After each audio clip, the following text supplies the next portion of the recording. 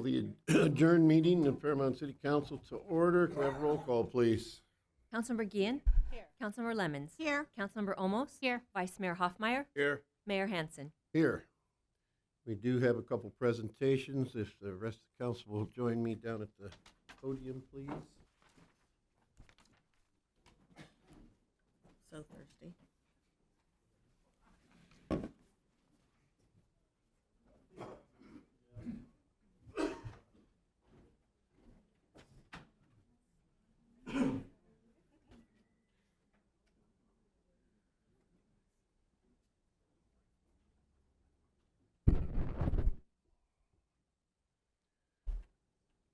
Okay, would Corporal Priscilla Sanchez of the U.S. Marines and Petty Officer Second Class Robert L. Myers of the U.S. Navy please join us?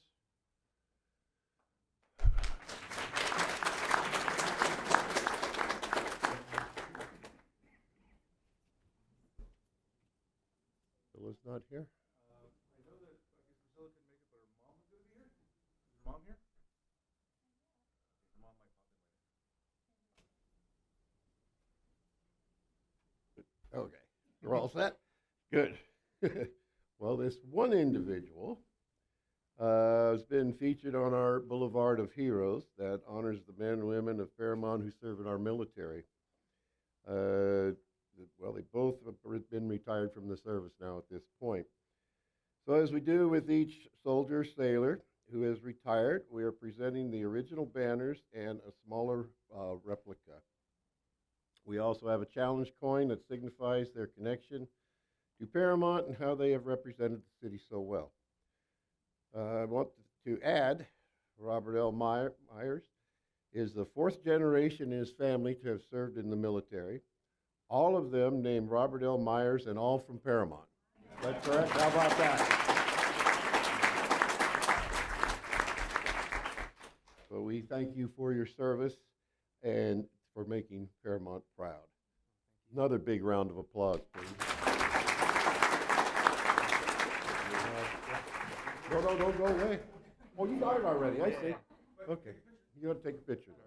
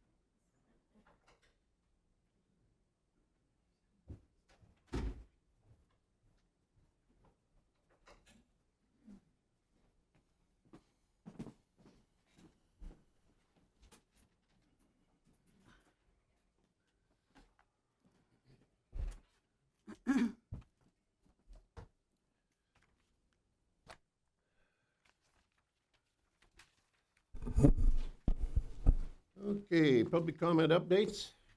Yes, sir, Mr. Mayor. From the February 4th, 2020 City Council meeting, we do have 5 updates. The first one was from Mr. Julio Delgado, and he was requesting that he had a concern about the T-parking program in the Parilla Passage neighborhood and the red curb reduction on Alondra. In response to that, the T-parking pilot program was actually supported by a number of residents at meetings in September of 2019, and also a hearing was held during the Public Safety Commissions that took place right after that.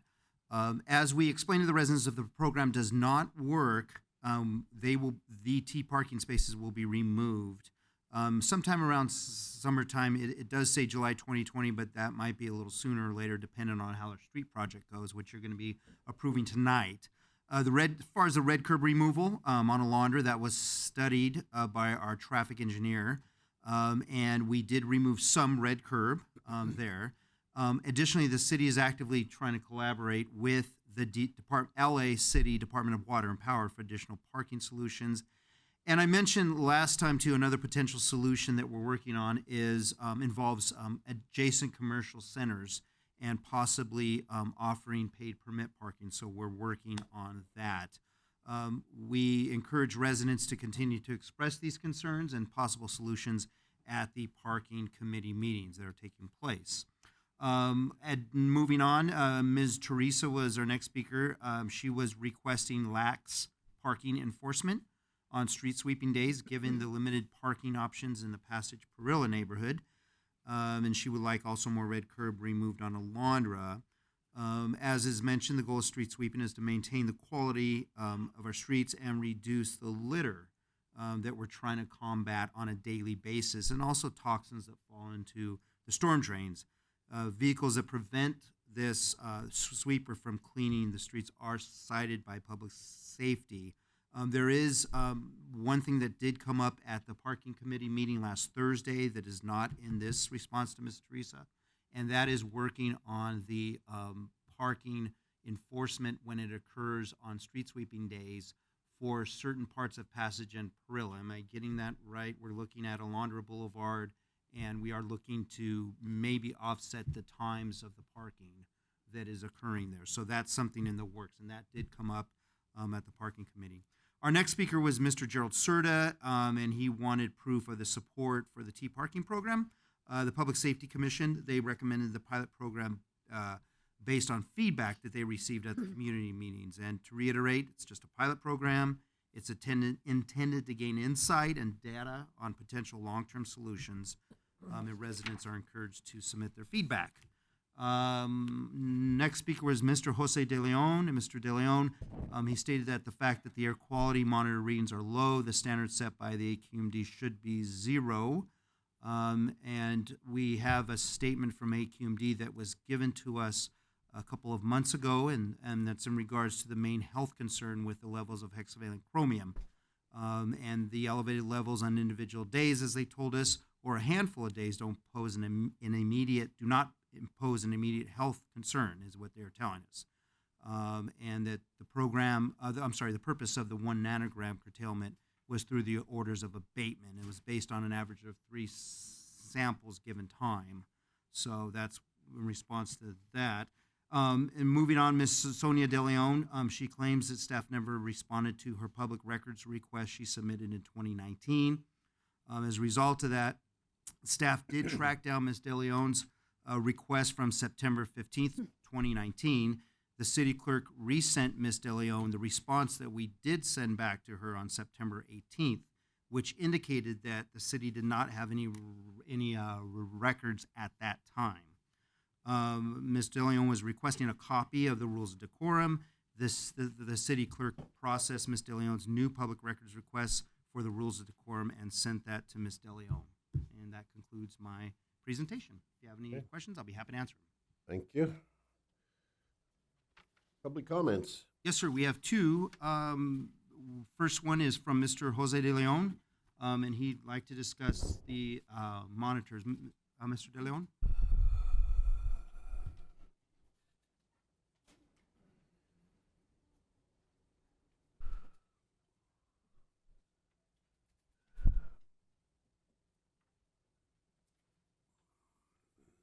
Hello, good afternoon to all of you, public.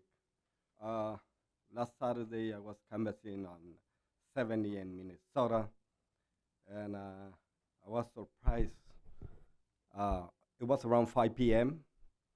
I was surprised to smell those smells that we have around that area, and no wonder why those monitors keep at some point the readings are high, and I feel so bad for kids playing in front of their house in a small yard, and I had to leave. I couldn't handle. It was too much. My eyes, my nose, and all of you know that we have this problem here. But I know you are afraid and you don't admit that we have a problem. The best way to find a solution is by admitting that we have a problem. And it's time to solve this problem. We have to sit, even if we have to sit together with the industries, but we have to come up with a a solution. Because our residents, you know, imagine what is going to happen to those kids. They are like 10 years old, breathing that stuff. And I know it's not the only area. We have a couple more areas. So I hope whoever get elected try to do something about this issue. It's our future generations' health. We have to think about them. Us, like in my case, if I have 20 more years of life, I'm lucky. But what is going to happen with those kids? So, thank you. Thank you. Where was that location? 70th in Minnesota. 70th in Minnesota? He said 70th in Minnesota, 5 p.m. on Saturday. Our next speaker card, Mr. Mayor, is from Mr. Rodolfo Cortez, and he has general comments.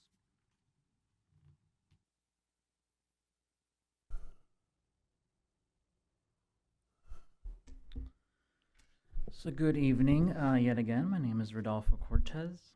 So I would like to discuss something that, even though I've spoken up here many times, I haven't spoken out about this.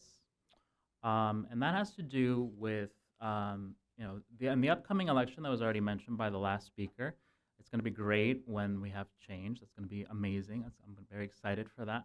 And I think one of the areas that the City Council currently and in the future could do much better in and will do much better in as a result of the elections is the issue of free speech. So there's been, I've learned, knocking on doors up and down Paramount and just talking to people otherwise, there's been reports and claims.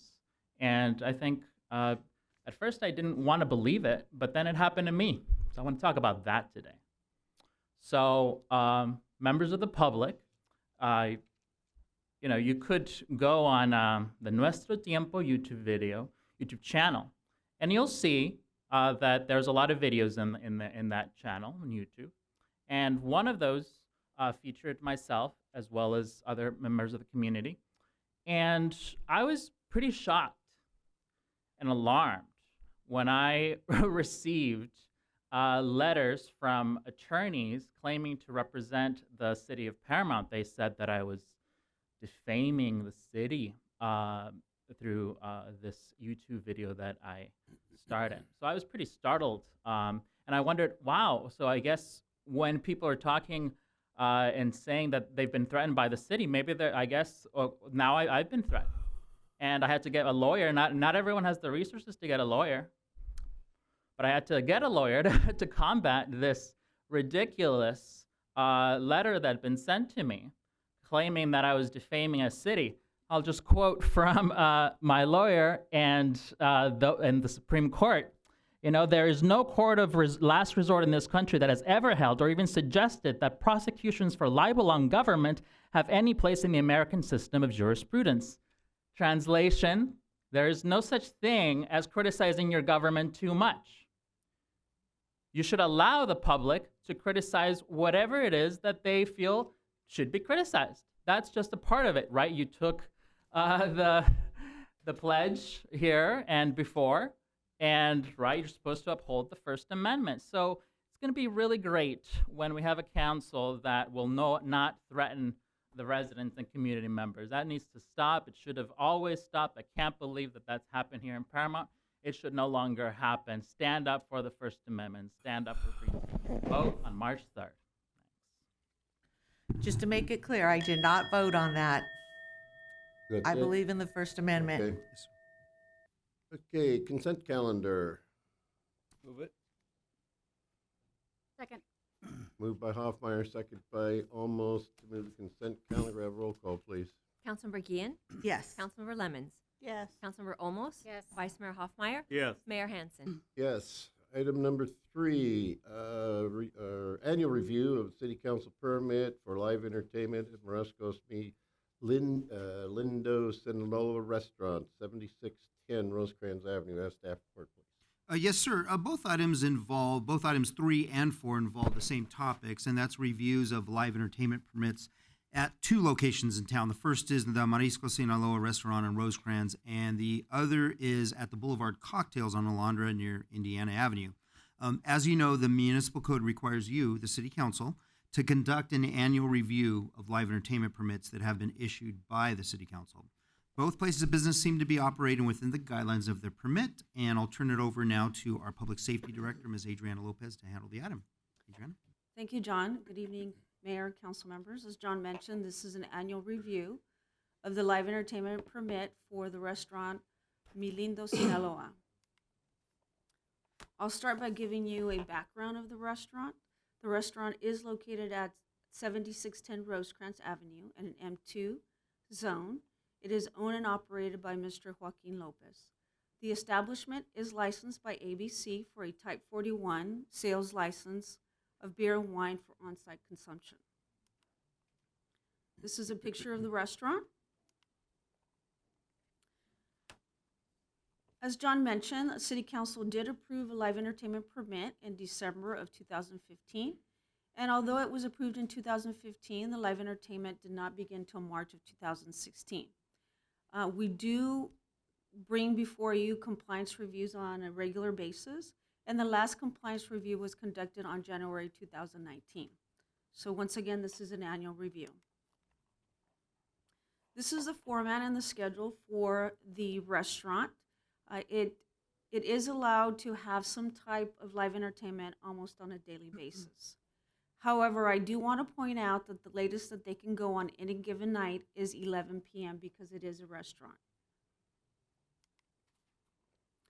So for the last year, there were 3 calls that were traffic related, 2 miscellaneous calls, one involving a dog that was at large, and then 1 for a parking violation.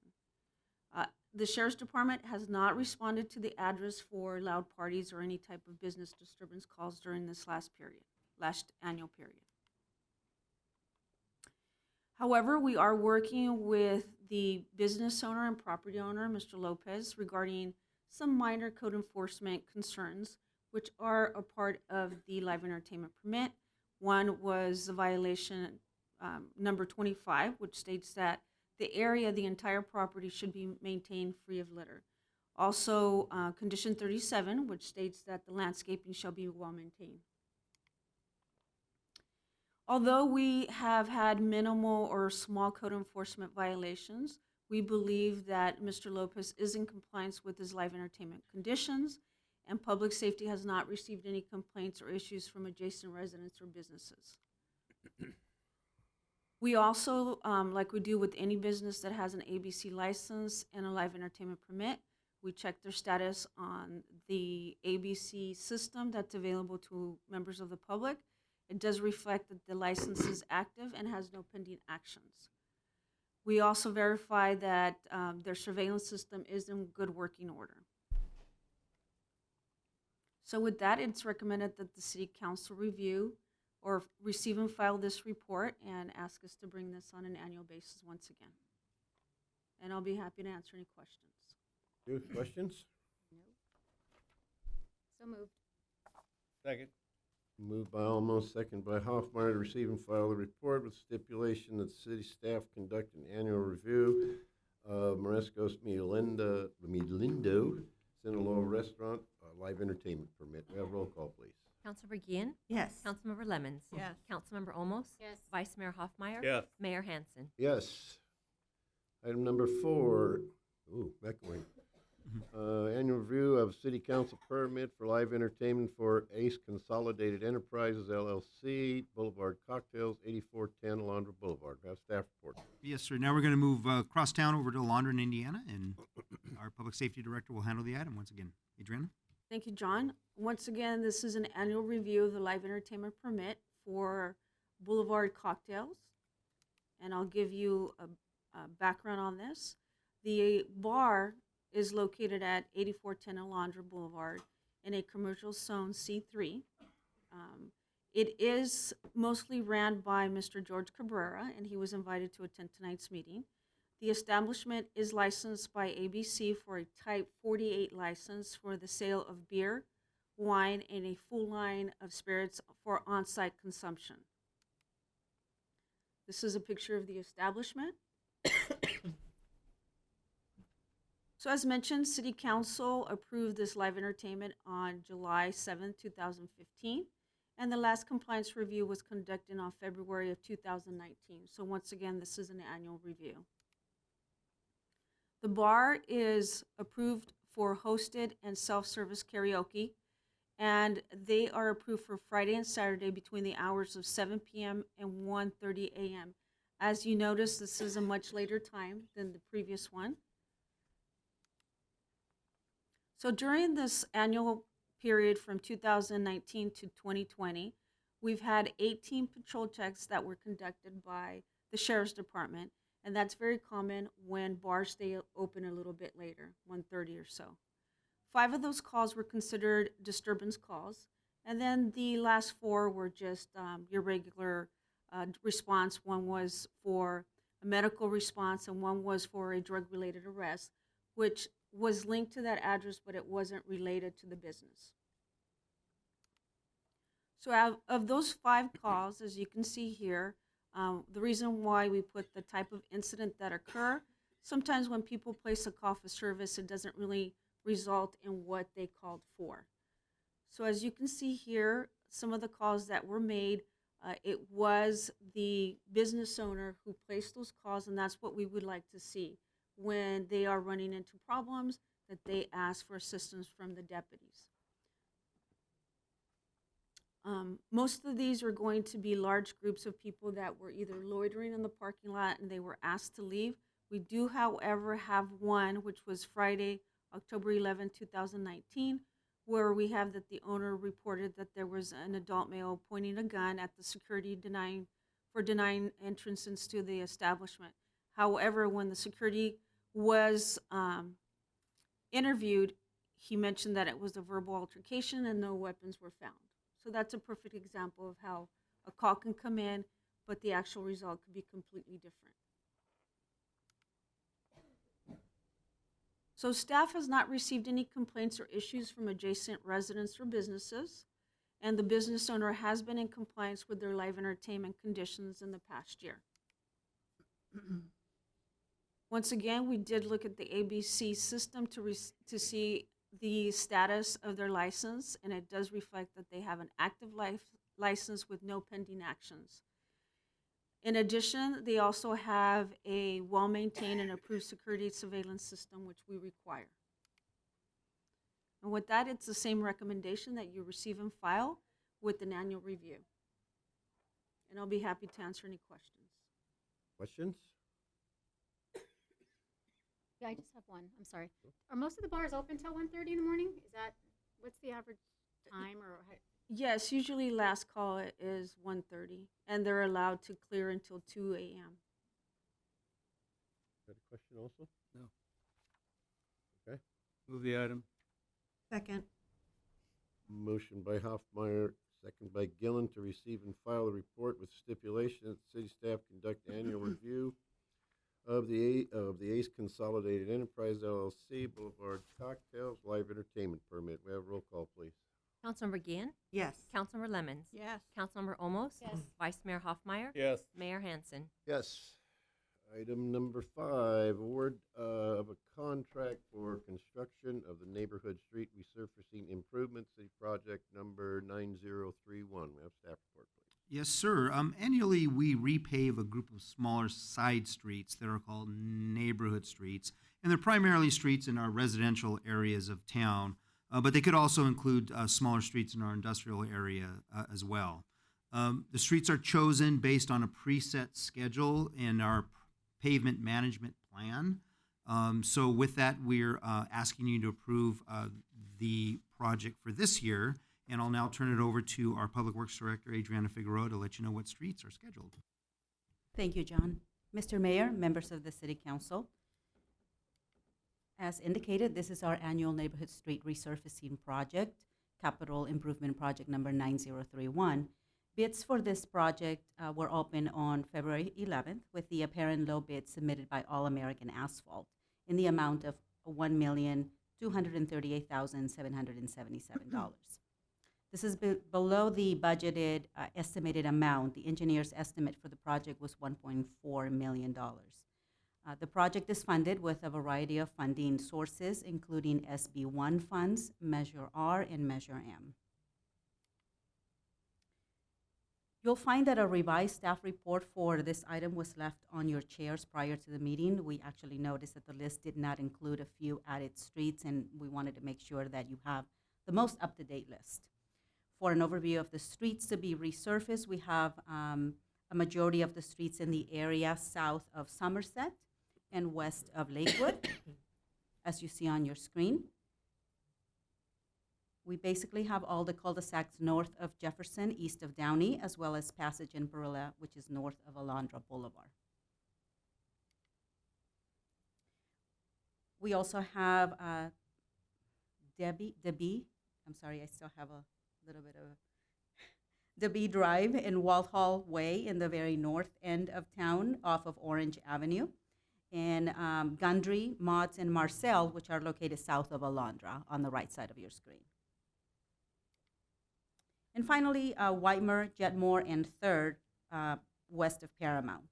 As we do with all of our street resurfacing projects, these streets were selected based on the pavement management plan, which outlines the conditions of all of the streets within the city limits. We've selected the streets that are most in need of repairs as to continue to provide smooth, solid roads for all of our residents. At this time, it is recommended that the City Council approve the plans and specs, award the contract for construction to All American Asphalt in the amount of $1,238,777, and authorize the mayor to execute the agreement. That concludes my report, and I'll be happy to answer any questions. Questions? Move the item. Second. I think that was a second. Moved by Can hear Hoffmeyer, it. second by Gillen, to approve this contract with All American Asphalt to resurface the streets. We have roll call, please. Councilmember Guillen, Yes. Councilmember Lemmons, Yes. Councilmember Olmos, Yes. Vice Mayor Hoffmeyer, Yes. Mayor Hansen. Yes.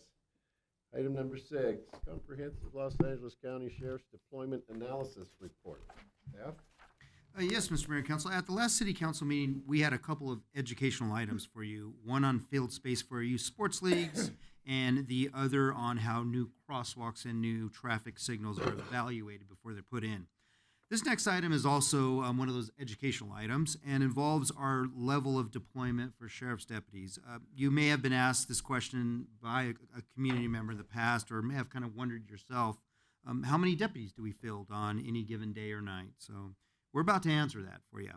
As you're about to hear, our level of deployment is pretty substantial, above and beyond the standard patrol levels that you see out there. Also, if ever needed, it's also important to remember that we also have mutual aid assistance from deputies from neighboring cities on days when things may get really busy.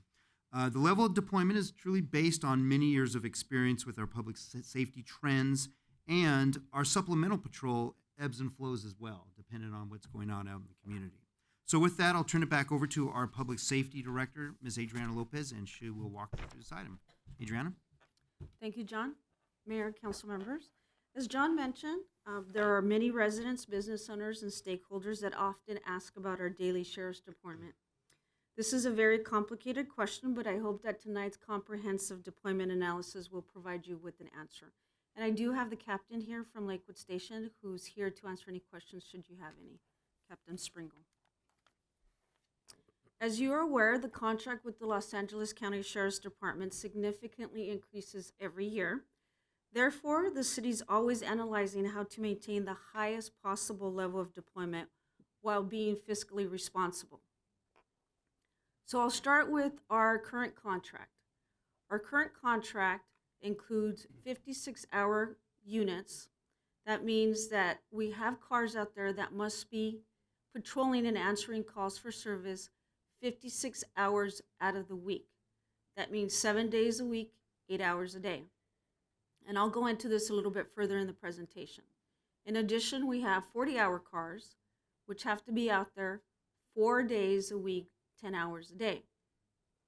We also include a special assignment team, the SAOs, and I'll go into a little bit more detail as to what they do. In addition, as part of our contract, we have a detective bureau. Those detectives are non-dispatchable, and I'll go into detail again with every position here, but detectives are non-dispatchable, and they investigate crimes that are committed in the city of Paramount. However, they do not investigate homicides, sex crimes, any crime that could be referred to a specialized unit within the Sheriff's Department. So let's go into the Special Assignment Team. We have 5 Special Assignment Officers and 1 dedicated full-time sergeant. They are non-dispatchable, which means they do not answer calls for service. So what do? They are responsible for crime suppression.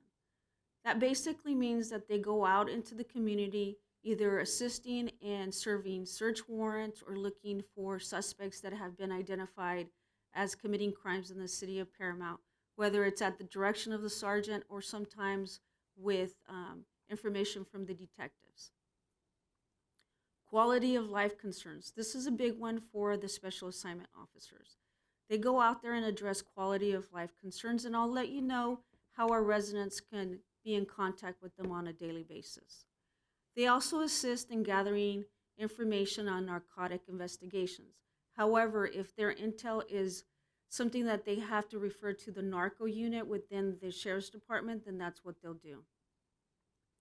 And the newest thing that they assisted with is homeless outreach.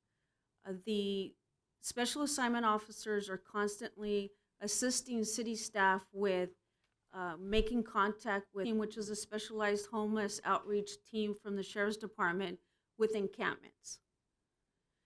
And the last 2 are probably the biggest ones, which is miscellaneous events and activities. The special assignment officers, their schedules can vary from day to day, meaning one day they can come in the morning, the next day they can come in the evening. This is the go-to team for the acting lieutenant as well as the SAO sergeant. They're asked to do many things. For example, last week, after attending a training, they came back, they went home for a couple of hours, and then they were asked to report back to work because they had received information that there was a planned protest at the West Campus, and the information was that there was going to be a Nation of Islam there.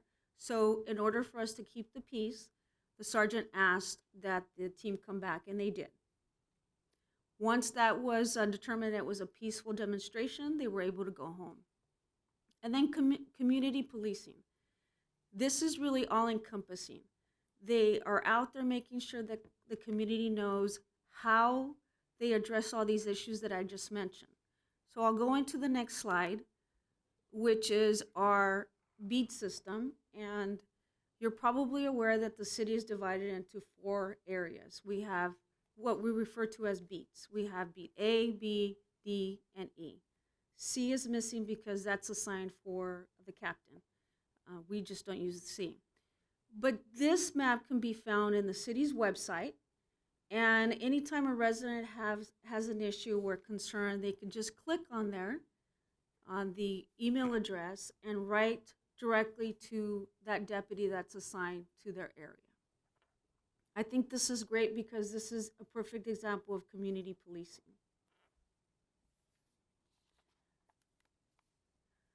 So now we talked about our dedicated units, and I'll go specifically into the Supplemental Patrol, which is basically overtime units that are directed to address specific concerns. Oops, I'm sorry, let me go back. I'll start with the crime suppression. Crime suppression vehicles are out there to assist patrol deputies. So remember we talked about the 56-hour cars and the 40-hour cars that are dispatchable. That means they're addressing calls for service, and they are responsible for addressing routine, priority, and emergent calls. So crime suppression vehicles assist patrol deputies. They are dispatchable.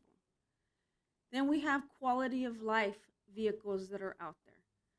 The perfect example of that is our party car. although that party car is dispatchable, they are assigned party disturbance, party gatherings first. However, any of these cars that are working on overtime are there to assist should there be an emergency. Then we have traffic enforcement. Traffic enforcement has been a big concern for our residents lately. It covers anything from street racing to people using their cell phones while driving, distracted driving, speeding, anything that you can consider being traffic enforcement. We have deputies that sign to work for that detail. You see a motorcycle there because most of the time it's going to be deputies that are on motorcycle that work the traffic enforcement. However, we do have deputies that are on a hard car that also work with traffic enforcement. Now, if you look at transit enforcement, once again, that's a vehicle that's there on overtime. They can be dispatchable or they can be non-dispatchable. They are responsible to making sure that they're patrolling the main streets, like Paramount, Rosecrans, wherever we have bus stops. Their main priority is to make sure that people feel safe riding the bus or any type of public transportation, which is mostly limited to buses here in Paramount. And then you have special operations.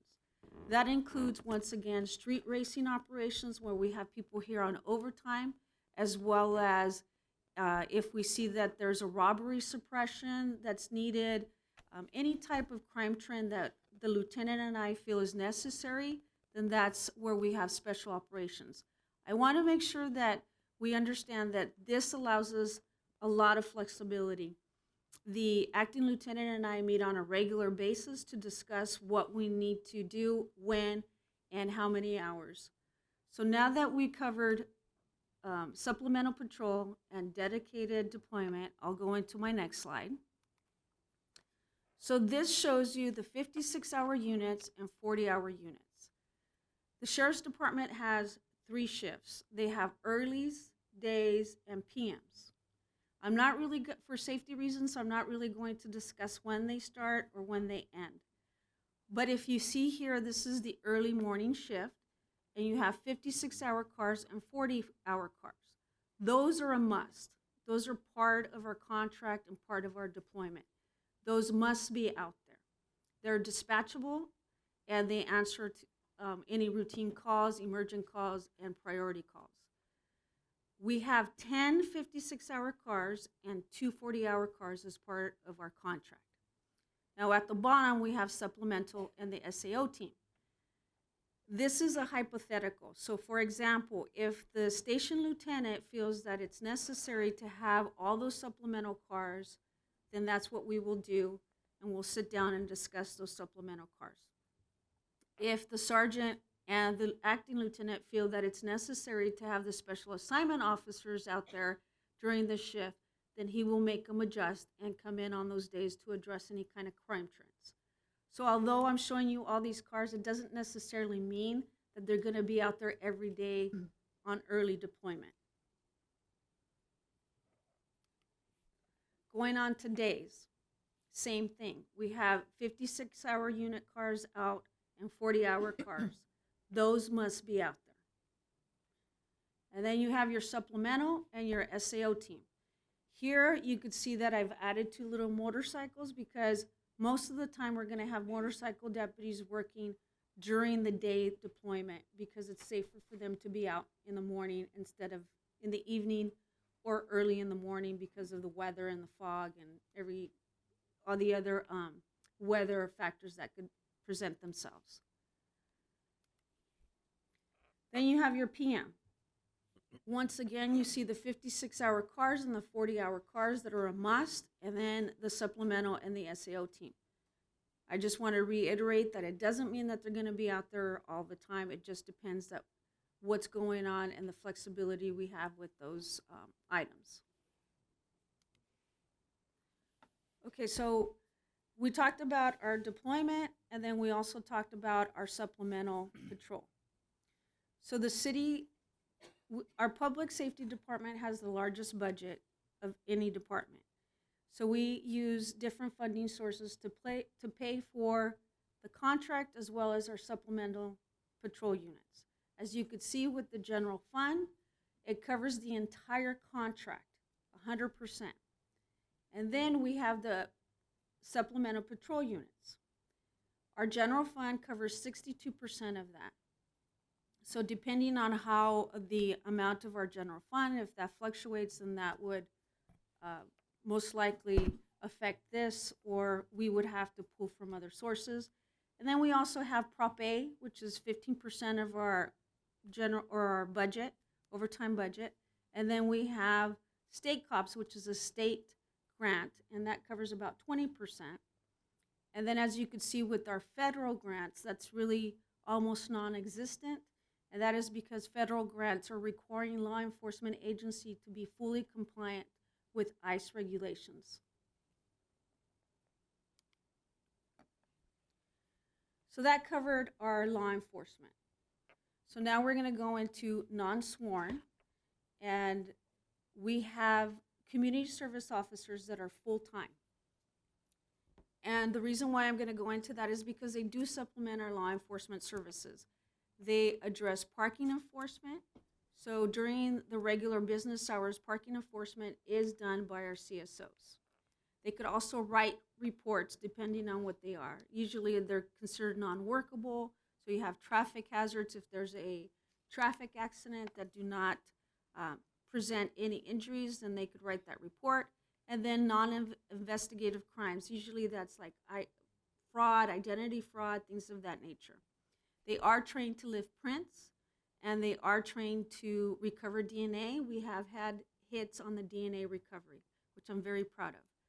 And then in keeping up with what our city council really holds high and values really high is the high quality of customer service.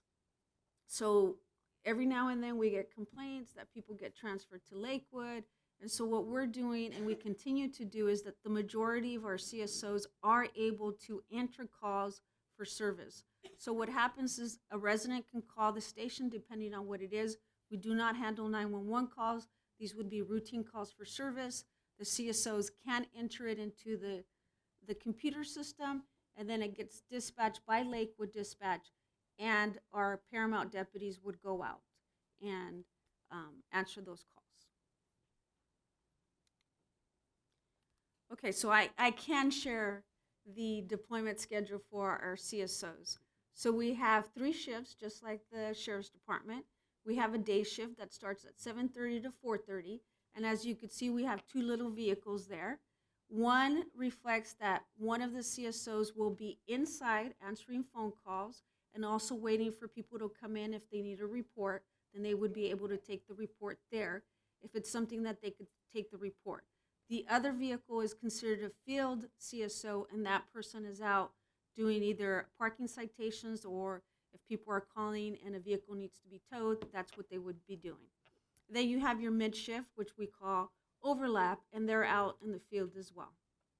And then you have your evening, 12 p.m. to 9 p.m. Once again, you see 2 little vehicles there because one would be inside and the other one would be out in the field. So we also have part-time employees. They would be public service assistants. So they support law enforcement services as well. I haven't gotten a fix-it ticket in a long time, but if somebody gets a fix-it ticket, they can go to the station depending on who issued it. They can go out and get it signed off there so that they can go ahead and get that cleared up. So they're able to do that, and that's where you see one of our PSAs going out to the parking lot, making sure that they fix whatever violation they needed to fix. In addition, they also assist with the front desk services. After City Hall closes and the yard closes, you'd be surprised how many calls we get just related to overall services of the city, and sometimes not even related to the city services. Just, I really believe that we become 411. You know, it's a lot of unrelated phone calls, but it's our residents, so we're there to help. So by having all these non-sworn personnel, we really believe that that's why it helps our law enforcement focus on crime suppression, traffic enforcement, conduct patrol checks, and because of that, we are usually below the average response times for emergency, priority, and routine calls on an annual basis. And we compare ourselves to the county as well as Lakewood Station, and we're always below. And with that, I would be happy to answer any questions. I know it's a little complicated, but I think it gives you a really good idea of where we are, and the captain's here as well. Thank you. Questions? I just have a comment. So thank you, Adriana. Thank you for that, because I think we hear a lot when we're out in the community about public safety and we need more cops on the streets and we feel like we're not doing enough. So this is like great information that you've shared with us 5 and probably the 35 people that are sitting out there, but we have 55,000 residents that sit in the city. So how do we get this message out to them to let them know basically what our model is and how we're there to protect them? I think that's a really good question. I think for the most part, when people reach out to us through either neighborhood watch meetings or day-to-day contacts, we let them know. However, this is a very comprehensive analysis, and it's really difficult to explain.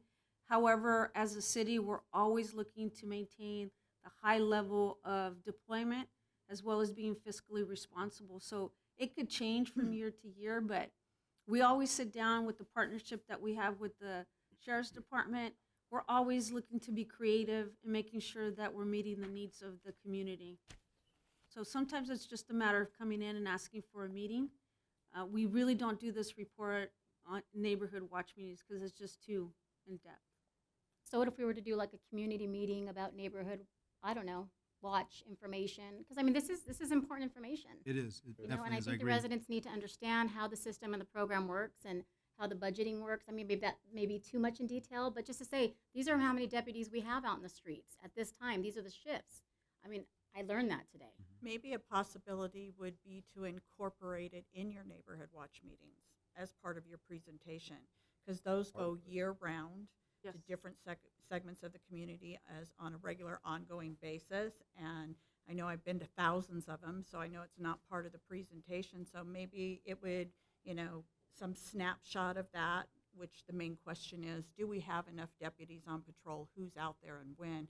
Maybe that could be an initial part of your presentation from now on. Mr. Mayor. Yeah. Oh, I'm sorry, Councilmember. Just real quick, response time, street racing, concerns of the citizens, right? So their question always is, well, how many deputies do we have on during a day watch or a PM watch? And you gave the stats of 10 56-hour cars and 2 40-hour units. Is that per week or is that per month? No, it's per week. So we have 10 56-hour cars and 2 40-hour cars that have to be out there per week to cover the shifts. So that would be 10 overall to cover early morning, day watch, and PM watch. 12. Pardon me? 12. Okay, I just wrote down 10 because that's what you had on the No, it's 10 present. 56. 10 and then 2 40-hour. Correct. Right.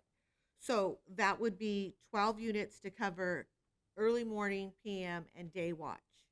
So I think that's where the confusion comes, because if somebody says, well, on any given day, like let's say a Friday night or a Saturday night, and I know you're going to say with the supplemental and then other units can back up from other areas, but it's concerning when the response is, oh, well, we have 56 hour cars and there's 10 of those and they're to be, people, the issue with community policing are people want simple answers to basic questions.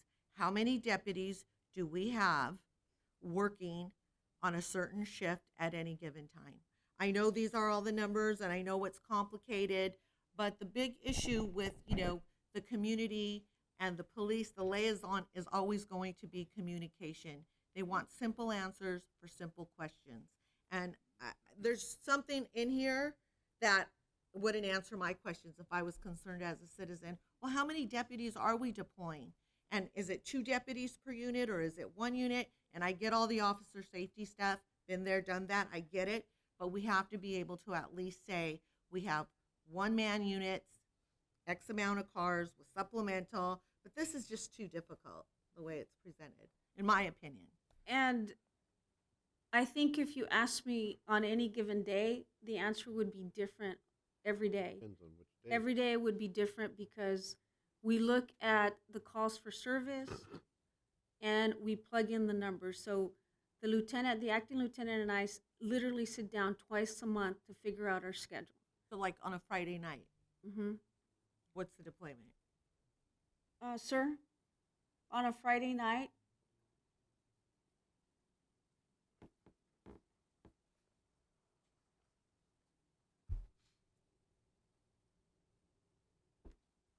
Good evening, Mayor Hanson and Mayor. council members. It's on. So, like Adriana was saying, on a Friday night, it could vary, not much, but we'll deploy anywhere from 4 to 6 field units and 2 to 3 supplemental cars.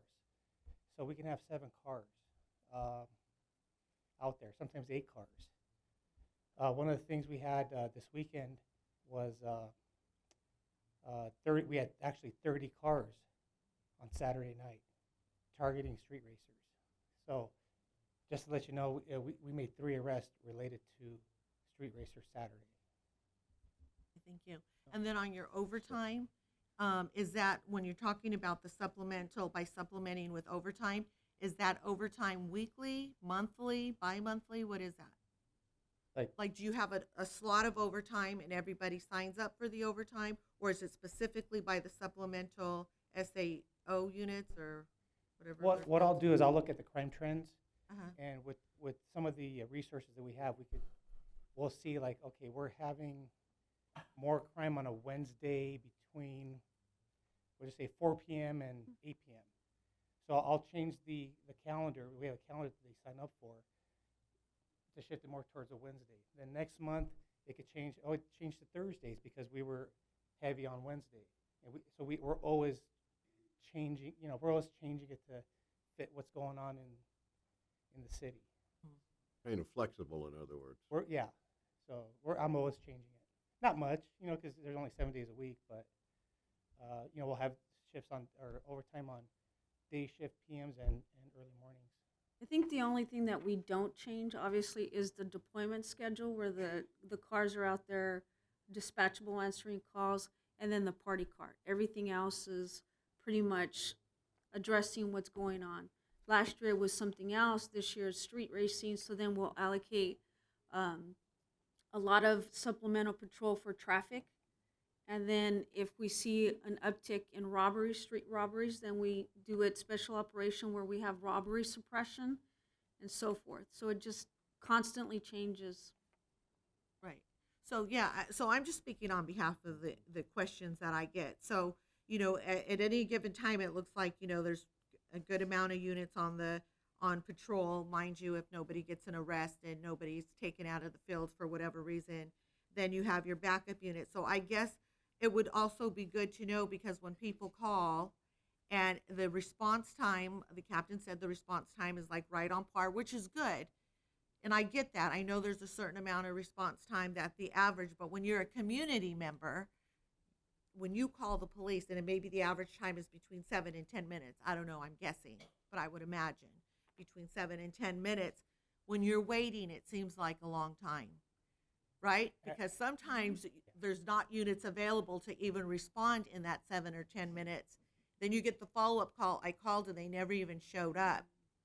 So that's why we need to know some numbers, so that when somebody says, Lori, I can't believe nobody showed up. I waited 25 minutes, not even a drive-by. At least if I know what the numbers are, then I can say, well, you know what? This is how it goes. But just wasn't real clear to me in the initial presentation. But I kind of get the overview now. But that's because I understand like how deployment works. But your general person who isn't law enforcement related doesn't understand that. Just communication, that's all. Right. Further questions? I have just a comment, Adriana. I was really glad to see that the non-emergent dispatch is back. I know that you had some downtime because you had a training period that had to happen, and I know we talked about that earlier last year. Yes. I think that's a wonderful thing. the responses from the public about how they were treated when we were doing those was very positive, and then it started to go downhill again. So I'm thrilled to see that's back, and I hope that we can keep the training cyclical enough to where it doesn't go down again. Yes, and with the assistance of our acting lieutenant, we're getting a lot of our new hires trained. So I really anticipate maybe within the next 2 to 3 months, our full staff will be trained and entering That's great news. calls. Thank you. Yeah, Mr. Mayor, I did want to comment on Councilmember Olmos's question about how to get the information out. One other idea that came to mind is we could do a social media blast with a link to the presentation that you just saw before. That might just but confuse Yeah, everybody. I Yeah, was just yeah. going to say, after the comments, maybe what we'll do is we'll refine it. We'll Yeah. refine it with the help of our communications consultant that we have hired in the past, and help to maybe pare it down a bit. As Ms. Lopez said, it's very extensive, it's very analytical, and you have to have somebody explain it to you. So maybe what we'll do is we'll work with our communications consultant on how to better, Explain it. explain it That's what I mean. exactly, Like and the then Like we can Councilman put Guillen a said, yeah, we it's- can that's put hard just to a social understand. media blast like ever wonder how many cars are out, or something like that that can be eye catching and Right. could get them to want to click the link to Right. see a presentation. So that's something we can work on. Well, Right, again, and because based off of this, if I add up 56 hours and 40 hours with 12 cars, I'm getting 8 in a day, 8 units in a day. Spread them out however you want to. Right. So that's why it's confusing. Sure. So that's why it doesn't seem like actually that's very many. Okay. 96 hours overall divided by 12 cars, 10 and 2. That comes out to 8. So that would be, I don't know, 3, 2, 2, Yeah. 2. Yeah. I'm It's looking at Joanna. it's Wrong math. actually, if you look at the and stop me if I'm sharing too much, but our deployment is what we refer to as 334, which is the 56-hour cars, and then the 40-hour cars are 1 and 1 or 2 and 2, but those we switch around too. Those we switch around as well. We're making adjustments to fit what's kind of going on in the city. So probably the best way I can describe it, these 56-hour cars, it's 7 days a week, 8 hours a day. Those are the 56-hour cars. Those 56-hour cars, we have to have somebody in there.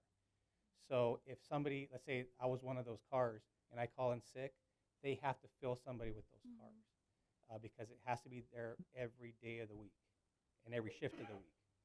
On the 40-hour cars, it's as long as we have them out there 5 days of the week, we're fulfilling the contract with the city. So everything comes down to with the contract, are we fulfilling everything that the city pays for, which we do. And then on top of that is our supplemental cars, where if we're having day shift crime trends, which is usually like maybe even like sometimes residential burglaries, which we're doing real, our stats are low now. We shift everybody, to day shift. Yeah, I don't want to jinx it. Sorry. Don't do that. Or if we're having trends at night, we shift them to the nighttime. like I said, this is all great. It's like really great that like you're educating us, but like I decided we have to have a plan to get it to the community. Sure, sure. Yeah, And as you can 3, see here, what Adriana, Roy if doesn't you wanna look do at her the math. at Oh, the I did top, my math. 3, at the 3, top and half of 4 the is slide, great. the top half shows the 56-hour units, the 40-hour units. So, as Adriana said in her presentation, that's what's here all the time. The 3 56-hour cars and 1 40-hour unit on early mornings. On day, it's 3 and 2. On PMs, it's 4 and 2. So those are the ones that you can always count on to be here during those shifts. And then the bottom half of the slide, supplemental SAO, that's what kind of moves around. Am I getting that kind of from my public Yes. safety No, days that's- back in the that's day? correct. That Okay. Yeah. shift as needed. Okay. The cheat sheet, Adriana? Absolutely. but Thing. but don't forget, like the acting lieutenant mentioned, we had 30 cars this week, Right. which is a special operation that the county put together to address our street racing. So But that's a special circumstance. That Correct. would be like on average patrol for the city of Paramount. correct. Disclaimer. Mm-hmm. Okay, Thank you. thank you. Any further questions? No? Okay, you, moving Captain. along.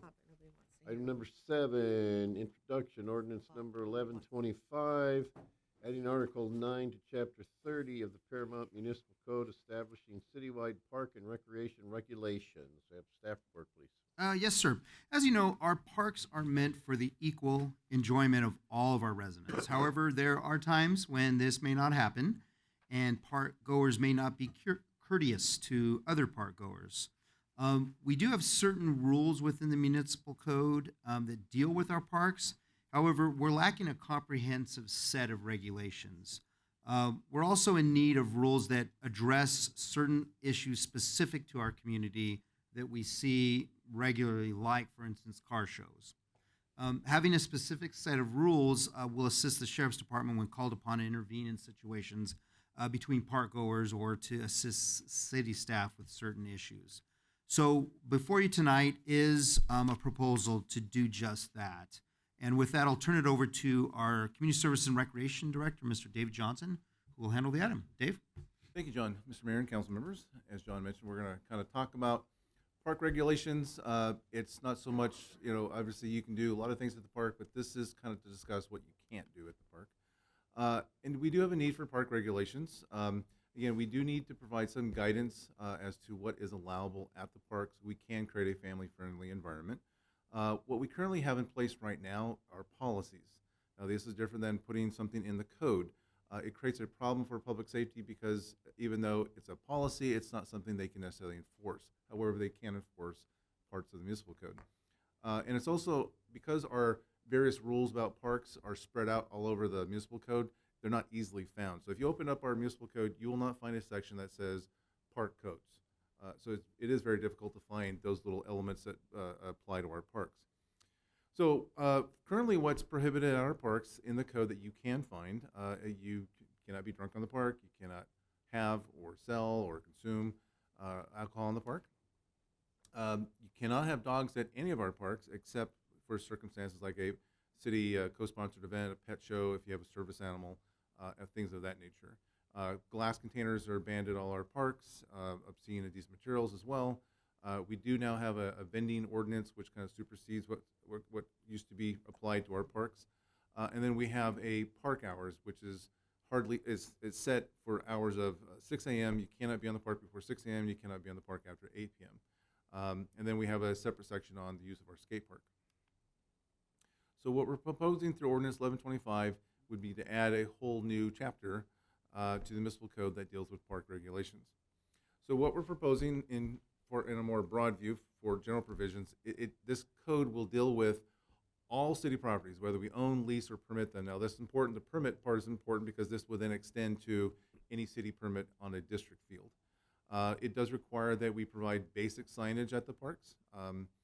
The sheriffs are identified as the enforcement authority, and there are penalties associated with various park violations that the sheriffs can enforce. So proposed park prohibitions. These are just general things that you see around all the communities around us. They all have generally the same things. RV, just to call out a couple, RV and camping vehicles cannot be stored on the park. You cannot camp on the park. Amplified sound, again, because a lot of folks in those gazebos and those park spaces are trying to enjoy their own party. You have to keep music down, and so it's not huge amplified music. So just general things that you can't do at the park. And then page 2 of that, there's a whole bunch of things. Some of the things I want to point out on this one, game trucks. When the code was originally written, there were no things as game trucks, but people want to have parties. Sometimes they want to bring game trucks in the park. There's these big semi-trailers. Those would be prohibited.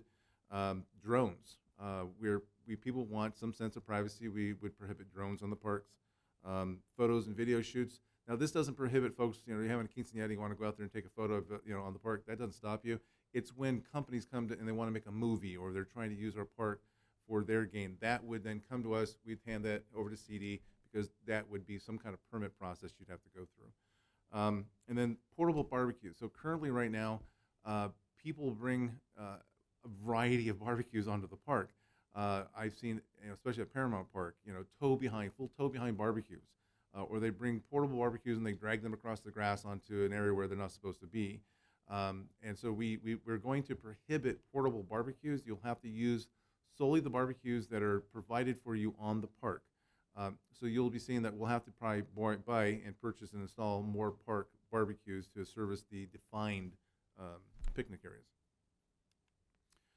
And then these are very kind of specific to us. And these, I'll give you examples of why these are being proposed. Roping of areas for private use. So the example I have is at Progress Park. It's a Friday afternoon, it's about 11 o'clock, and a family has roped off the entire ash tree area at the front of the park.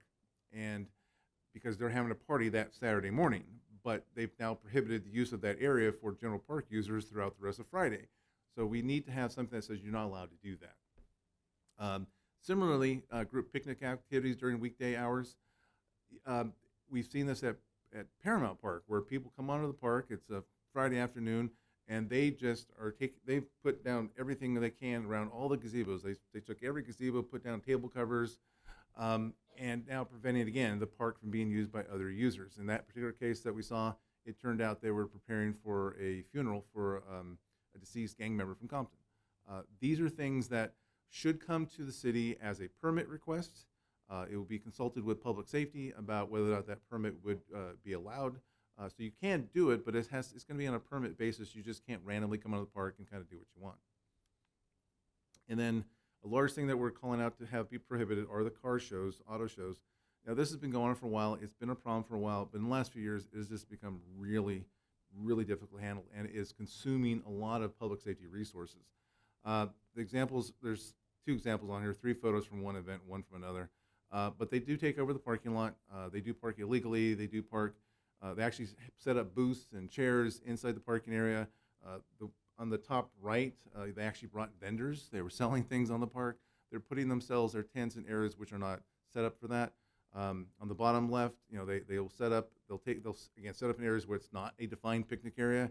They'll drag barbecues onto the grass and get going. It's just again, it consumes a lot of resources, and usually there is beer involved. There is no alcohol allowed in the parks. And at the end of the event, our staff rolls through and there's a lot of mess. Specific restrictions, so these aren't prohibitions, they're just things that we need to discuss that will be in the code. Instead of defining a set of hours for parks, it does provide some leeway that we just are supposed to post the hours at the park.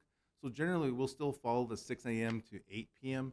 But as an example, at Salud Park, we do during the summer leave the park open till 9 p.m. So we'll have the flexibility to kind of adapt to that. Animals, this is a big one. So we've, again, have a lot of requests for this. Why can't I have a dog at the park? We are going to allow dogs at the park.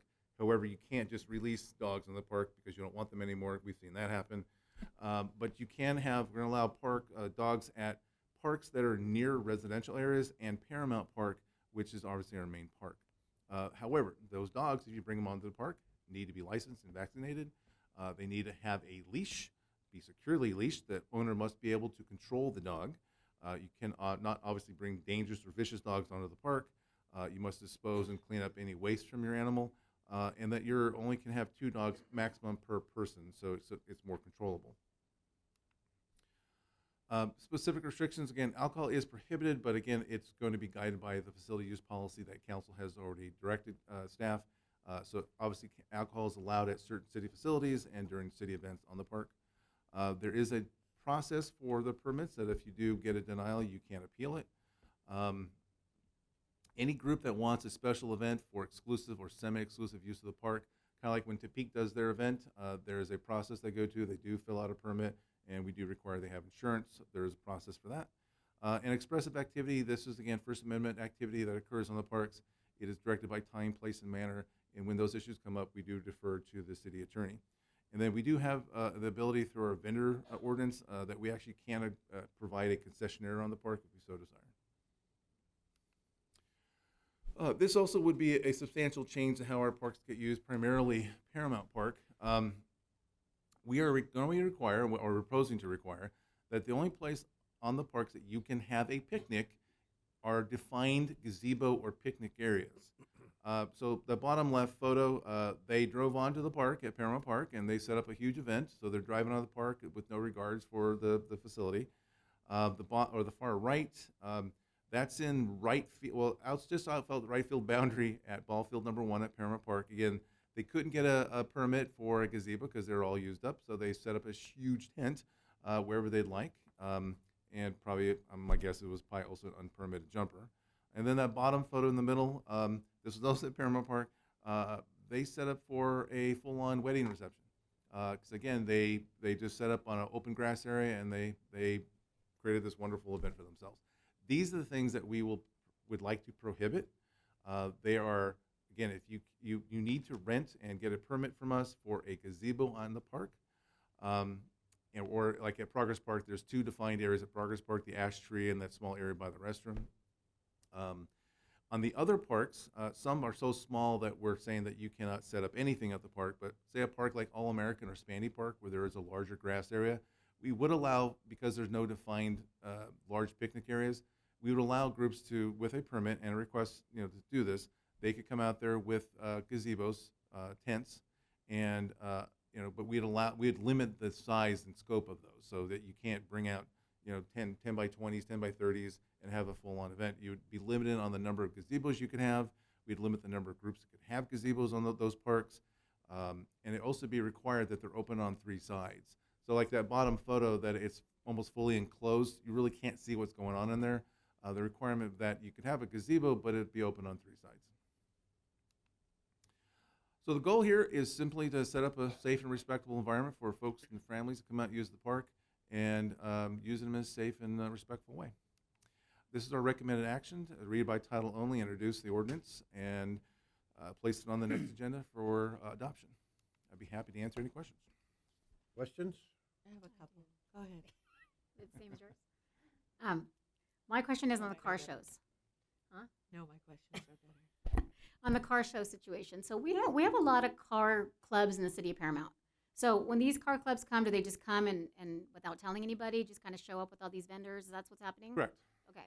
So I'm just throwing this question out there. I mean, are we open to, in a sense, if somebody wanted to host a car club meeting like that, to come and get a permit like anybody who would if they're coming to the park to rent out the hall? What we're proposing is to say no to car clubs across the board. If it's council's desire, we could put them under a special permit process that would involve public safety. But our feeling right now is just to not allow them.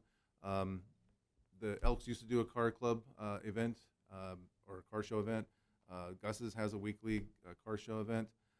There's opportunities. The parade, anybody brings in a classic car to the Heritage Day parade will be able to park their car at the event itself. But that's what we're proposing.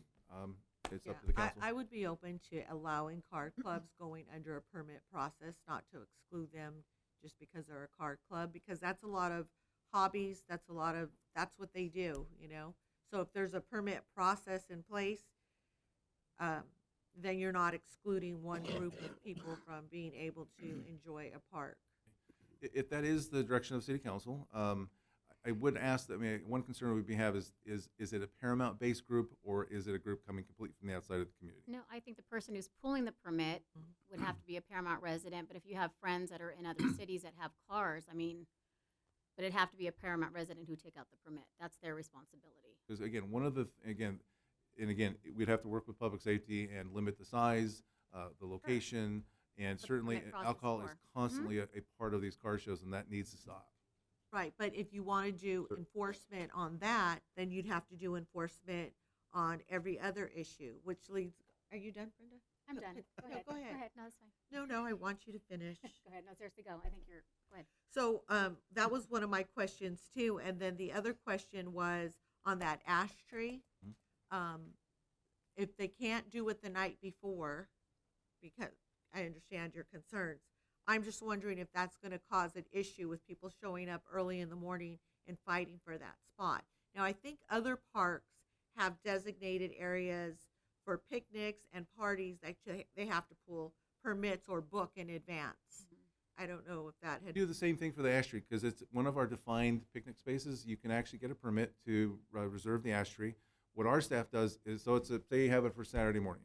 Right. Our staff goes out and actually we barricade that tree off for that party that next morning. We arrive that morning, make sure the party has shown up on time because we ask them to be out there, I think, by 9 a.m. Our staff then hands over the facility to them. We've had times where actually we've set up our own barricades around the tree and people have torn it down. And we get into a confrontation that next morning when we show up and there's a whole party there that's not permitted. But there is a permit process for it. Okay, good. It just kind of threw me. I thought so, but then it kind of threw me for a loop when you said, they were setting up the night before. So then I thought maybe there wasn't. But then my other question was on homelessness. Mhm. You want to close the parks at a certain time. How are we going to do that with the homeless issue that with the state legislation that says if we don't have a bed for them, they get to stay? How are we going to close the park to some and not to others? I will defer to public safety to answer that one. Thank you. We do have beds currently, so yes. And the thing is that the way we approach is that we let them know that the park is closed and that there's a bed available. If they turn down the bed, that's when we let them know that there is an ordinance in place. And they usually leave peacefully because we can let them know that we have beds available. So let's just say we have 2 beds available and there's 5 people sleeping in a park. Mm-hmm. You can't make the other 3 leave. No, you can, but and I hate to say this, but we haven't come across that problem. We've been able to maintain our parks pretty free of people sleeping on them. It's also highly aimed at just general people hanging out at the park late at night trying to do silly, stupid things. So again, they're going to handle homelessness in a much different way, but it's that couple group of kids just hanging out at the park at 1 a.m. You're not supposed to be in the park. You got to get off. Okay, gotcha. Further Sounds questions? good. No more questions for me. No? Okay. Motion would be in order then. Mr. Mayor, if I can help kind of guide that, because from what I'm hearing, we had 2 council members that would like to see us refine the ordinance and bring it back. So if Mr. Kavanaugh can help me here, to continue the item. Continue it? No, here's what I would do. You can approve this ordinance as it is. What I would recommend is issue with the car shows. It's on page 12 of the ordinance, is under V, car shows, auto shows, or private car clubs, events, unless part of a city-sponsored event. So they're allowed on their city-sponsored event, but from on hearing the council, they're interested in maybe having a special event permit that would also allow that. Is that your understanding? Okay. So I would just say car shows, auto shows, or private car clubs, unless 1, part of a city-sponsored event, or 2, pursuant to issuance of a special event permit. To add that in, you're talking. Add that in. We need a motion to add that in? A motion, you would add that in. Now, let me put a caveat on this, okay? And the reason why it was done this way initially is because just having these car shows also create more than just parking issues.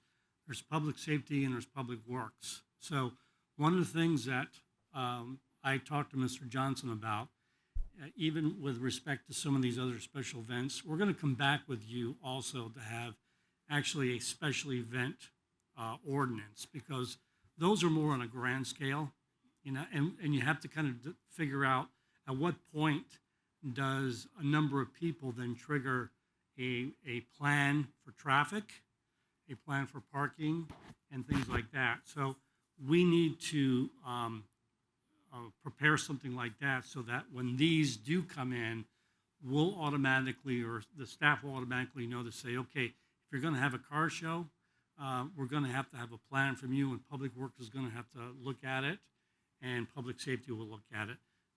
So we're going to be coming back with that, but we can at least put this in here right now where you can approve it, and then we'll come back with the more detailed special event process.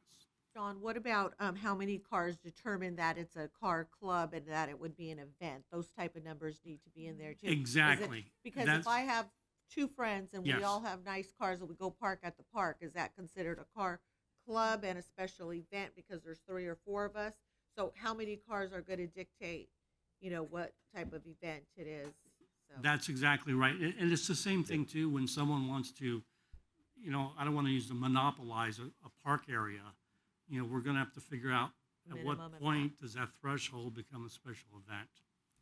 And so we want to keep those separate in a lot of ways because Mr. Johnson has indicated, look, we have issues that fall in between that tend to disrupt the way the parks are with respect to people using it.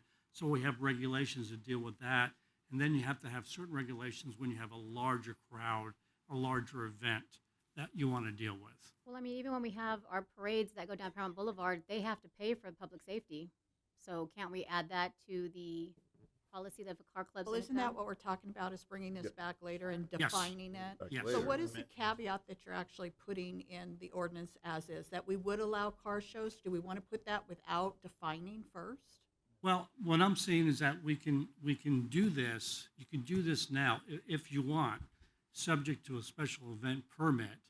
Right now, Parks and Recreation, along with Public Safety, and they can look at something and say, okay, pretty much what Councilman McGee was saying is that they can look at this and say, you know what, this really more of is a special event. We have this in here already, but it's on a larger scale, and then they can tailor it so that it's not disruptive. But here, we just didn't allow it at all. So you just want to add that it's a permitted use, Yes. but we're going to come back and define the criteria Right. for what. Does it, if we approve it, does it open us up at all now without that being defined in advance? For somebody to come have a car show until we define it, being as you're saying it's a permitted use? Well, and David, do we have anything in our special events right now that we can look at to say if a car show, can we? Yeah, we would we'd have to create it. Okay, so and to answer your question, Councilmember, I think at this point, That's we what would they want do to now come anyway. back.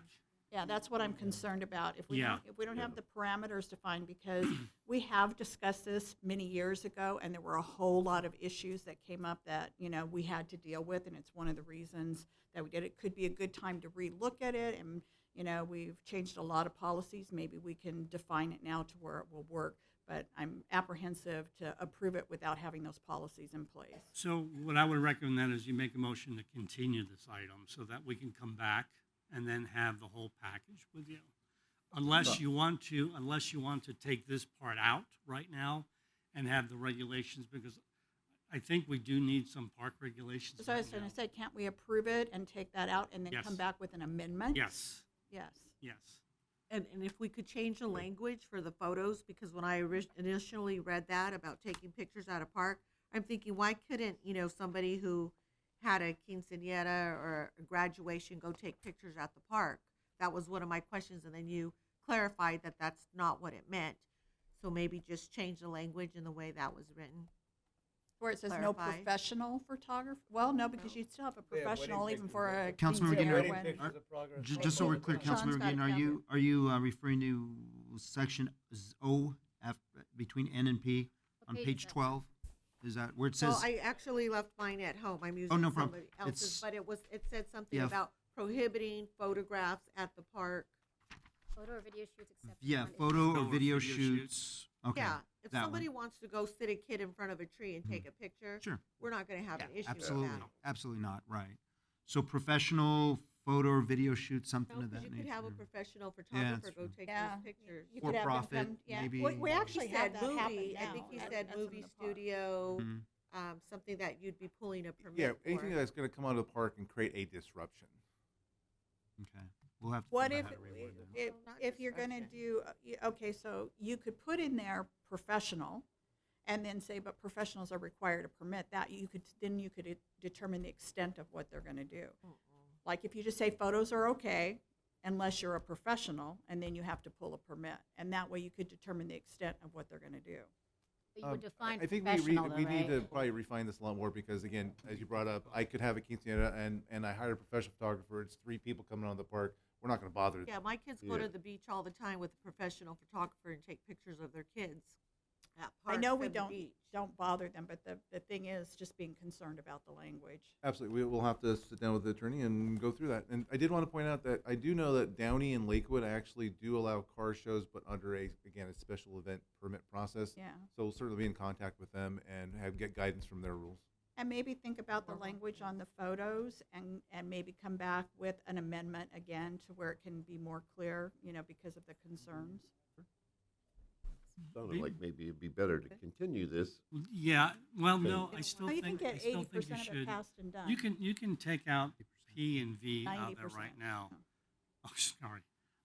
Vote if, I guess my question is, what is it that you would like photos or video? What is it that you don't want or what you do want so that, I want, if a family lives in the city of Paramount and they want to go to a park and take a picture of their event or their kids, that they don't need a permit to do so. Yeah. I agree. okay, so let's say you do that. How do you know it's a family member? Do you check? Oh, you know what? That's too ticky-tack. Look, if it's not a big production, a studio It's a- production, yeah. that's what we're talking Okay, about. and The other that's way, what like I'm what you thinking. And we said. pretty more. much Take it do the that other now, way. which is what David's saying. We Yeah. wouldn't bother anybody. You're not It's going to just- bother them, and I think It's that just was to in protect there. us if we go and there's a big, production going on, then you would have the teeth to do what you need to do.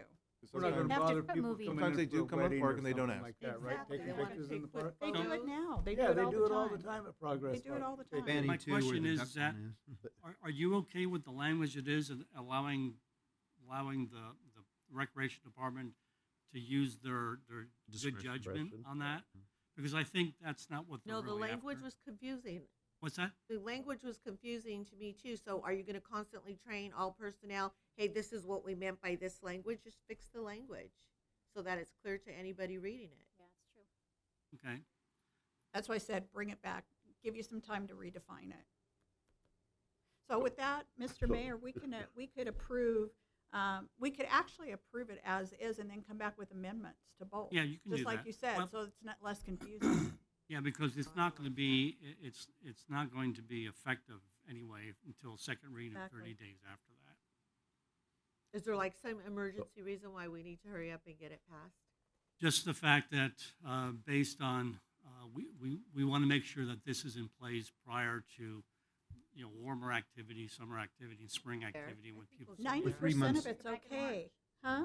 Or just bring it back in March? Well, again, that extends it another 30 days, so it's a total, 'cause you just have so a you know, it's a reading total of and then you have 90 time. days.